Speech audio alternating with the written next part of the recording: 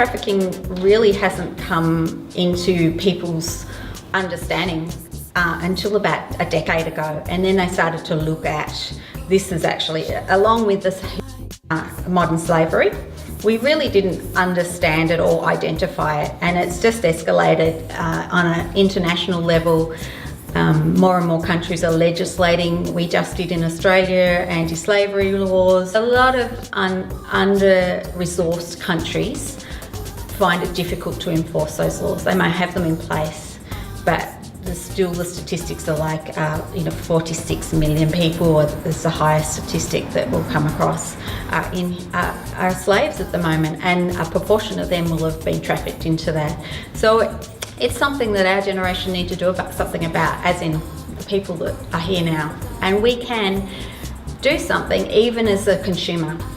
Even our choices make a difference. It might be a small difference, but it's not also feeding the negative things that are going on. Well, they're all online, and we started off mainly with jewellery, so it's a fashion jewellery range, and there's two producers that make that. And then we went into bags. So we've got some casual bags and some beautiful print and style fashion bags now. And we've just started to expand a little bit more into homeware. Starfish is one of my favourite organisations, so one of the first ones we connected with. Mainly they work with girls that have got into the sex industry, because 79% of trafficked people end up in the sex industry.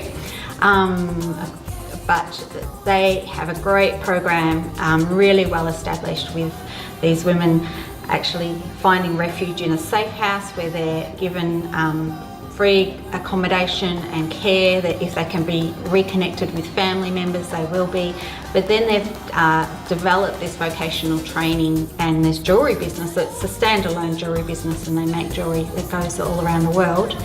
But these girls have been able to develop their skills. They do training in computer skills, and then they do management training if they've got that aspiration. One girl's gone off and started her own business in graphic designs. Others are learning photography and actually how to do product photography. And so they're not just sitting in a workshop, making a piece of jewellery, although some of them are very content with that because that's all they need to support their families, their kids get education, and yet they produce really lovely and really contemporary type of jewellery. Many of the others that we stock have similar stories. They have different strengths, and we've also got just one or two that actually are only purely fair trade, because fair trade fits into that prevention. If you can get into a community and actually give employment to the people, then they're less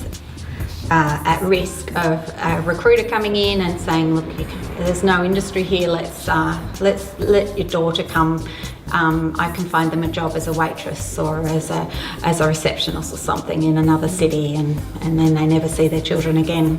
I think ethical shopping is something that, like, my generation, really, it wasn't on the horizon at all. We didn't think about us being a part of a global community, that what we buy and how that's made actually impacts. But I think the big win for me is that that's become really important to me, and it's great to actually meet people that care about it as well, and more people caring about it, and the message getting out there.